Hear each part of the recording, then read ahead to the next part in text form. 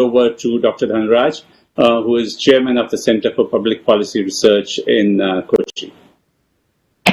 Thank you, Ambassador Suri, and thank you, ICWA, for giving me this opportunity and also giving an opportunity for CPPR to partner in this webinar.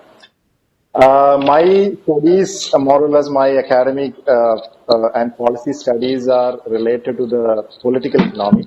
And most of my political economy studies in Kerala, most of the papers I've done with Kerala in the Kerala context, eventually led to the migration connect. So what I'm going to discuss is how the migration is going to influence and impact Kerala's economy and political economy especially. I think we should not forget. I think Dr. Rajan has given a very interesting introduction. In fact, I started there. Around 3 million population migrants, especially in Gulf countries, and the remittance that we were receiving for the last so many years, it was it was growing all these years, but now it shows some decline in the last few years. So from some 13,000 crores in 1996, when we had around 14 lakh migrants there in Gulf. Today we have around 3 million and we're getting around 70,000 crores. In fact, at one point of time, we had touched even 80,000 crores. So looking at Kerala's GSDP, we have got around 6,50,000 crores, 6,50,000 crores.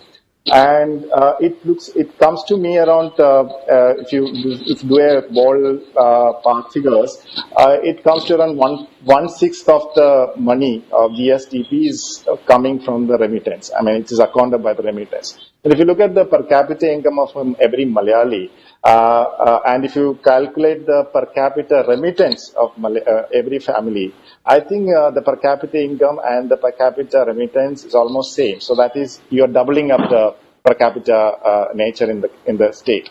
But more importantly, I think we should discuss not only about those 6 MLAs. I think we have a long history. I mean, of various institutions, various processes that are evolved because of the migration from the state.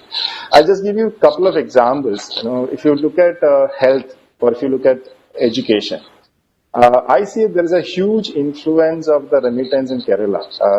The kind of system that we are operating today, everybody acknowledges Kerala's public healthcare system as well as the education system. I think we should not forget that there are also institutions. It's not only about government-run institutions, it's also government-aided institutions, which are managed and owned by private individuals. And if you look at the background of these institutions, the reasons why they set up the institution, the various factors that influence these individuals to set up these institutions, I see remittance as a major reason. Which is what happened in 80s and 90s. My reading, as well, from my reading, what I understand is when migrants, people started leaving Kerala in 80s and early 90s, the first thing they've done was they started, building their houses. They started, acquiring some properties. They invested in land, they invested in houses, then they invested in, let's say, VCRs and tape recorders of that time. Then later they invest in two-wheelers. Then finally, like Dr. Rajan said, there was no other avenue for them to use. And because of the high regulatory the migrants were reluctant to put money in government projects or various other investment projects. Of course, Kerala is known for investment at that time. So what they've done is the money that they saved in their the accounts, they used to spend for the relatives and kins back in home here in Kerala.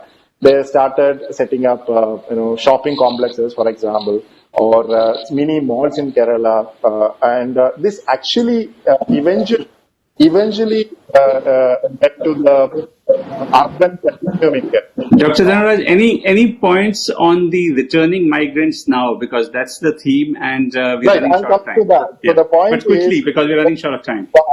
The urban continuum that we have seen is because of remittance, and now when the remittance is drying, then I'm very scared of what is going to happen to the Kerala economy as such, because the institutions here in Kerala is more or less were supported and complemented by the remittance money in all these years, whether it is religious institutions, whether it is a cultural organizations, even the philanthropy. Even Chief Minister of Kerala announcing this many people have donated this much amount of money to the Kerala Chief Minister's fund. But my understanding is, if you analyze it, the liquidity in the market was more or less enhanced by the migrants. Those who were there and they were sending this money to Kerala, and the relatives were, using in a very creative manner in Kerala to, establish various institutions and providing liquidity in the market.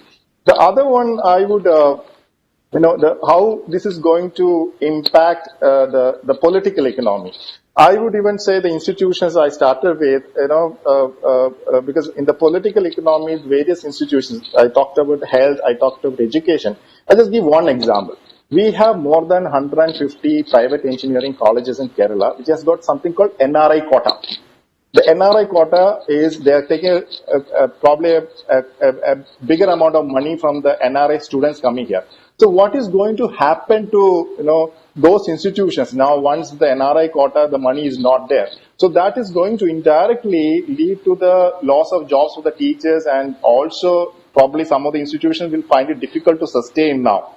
So same is the case with our health economy. There are a lot of people coming to Kerala. As a health tourism is one of the promising sectors we have, and because of the connection that we have there, even the Emiratis are coming to Kerala because they connect there. So now that connection is we are going to lose, and then again that sector is also going to be affected. Then I would the construction work. I'm just picking few ideas.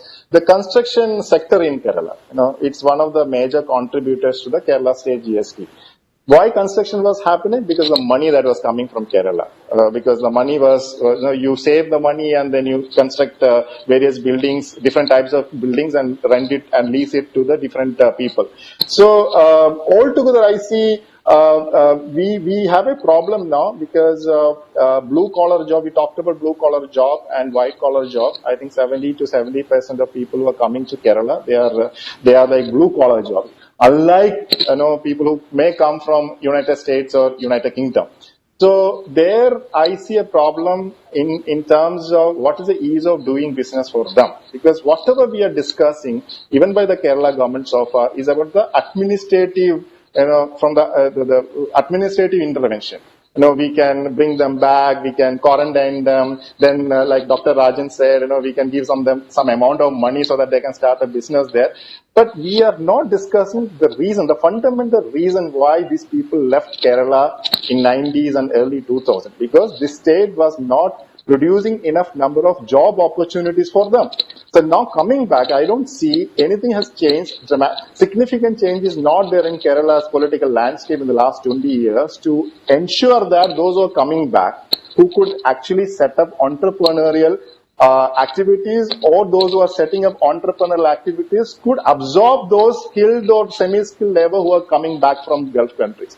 So I see we need the economic action more than the administrative action now, because administrative action we've been experiencing for the last 15 years, but the economic action is absent today. And if we are not addressing that part, I think we have a huge problem. We are going to face that.